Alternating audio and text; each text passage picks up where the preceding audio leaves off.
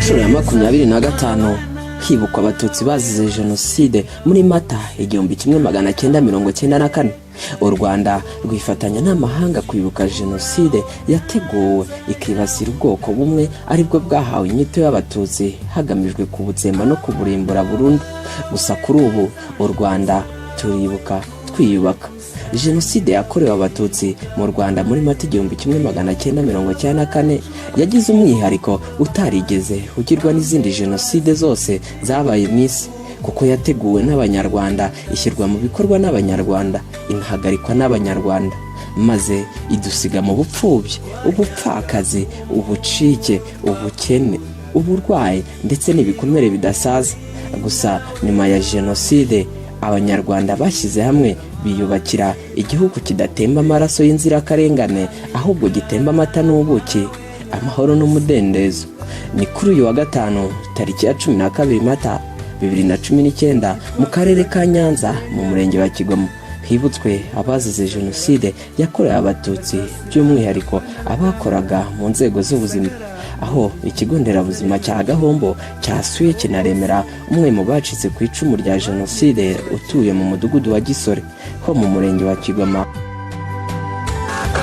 Mu by'ukuri ariko ntabwo bintunguye kuko iki gikorwa kijya kibaho kenshi mu bice bitandukanye, ariko nanone byaba binantunguye kuko n'ubwa mbere mbonye abashyitsi mu rugo iwanjye naragiye umudamu. Iyi nzu nayo bakiwe na leta ifatanyije na farisi, ariko mu by'ukuri n'ubwa mbere mbonye abashyitsi tumara imyaka 8. N'ubwa mbere ubwo numva byaba bintunguye, ariko nawe ntabwo byantungura cyane kuko hari aho njya ngasanga basuwe gutyo cyangwa byumva ntanagiye. Mu by'ukuri ndishimye tu. Akaba yahawe inkunga y'ibintu bitandukanye bizamufasha kwiteza imbere, harimo n'ibyo kurya.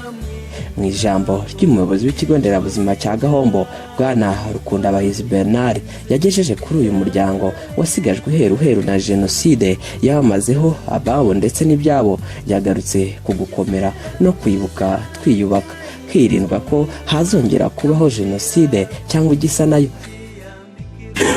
Bacitse ku icumu basigara mwenyine, ariko kugira ngo tubabwire ko mutari mwenyine, turi kumwe, ntabwo mwasigaye mwenyine, rero muri kumwe n'abavandimwe. Hano twaje mu rwego rw'ikigo nderabuzima, ariko urabona ko tutari abakozi b'ikigo nderabuzima bonyine, harimo n'abaturage. Kandi yagarutse ku gushyira hamwe kuko twese turi Abanyarwanda, kuko ibiduhuza biruta ibidutanya kandi ko bitanakwiye kubaho. Mu buhamya bwatanzwe n'umwe mu bacitse ku icumu rya jenoside yakorewe abatutsi, yagaragaje ubunyamaswa bwakorwaga icyo gihe, aho umuganga yicaga uwo akwiye kuvura cyangwa umurwayi akica umuganga umuvura. Gusa nawe yagarutse ashima leta nziza iriho ubu, kuko leta mbi yari iriho muri jenoside ari nayo yakajije umurego mu kwica umubare munini w'abatutsi. Ijambo umunyamabanga nshingwabikorwa w'umurenge wa Kigoma Madame Mukantaganzwa Brigitte yagejeje kubitabiriye uyu muhango wo kwibuka abazize jenoside yakorewe abatutsi muri Mata 1994, by'umwihariko abakoraga mu nzego z'ubuzima.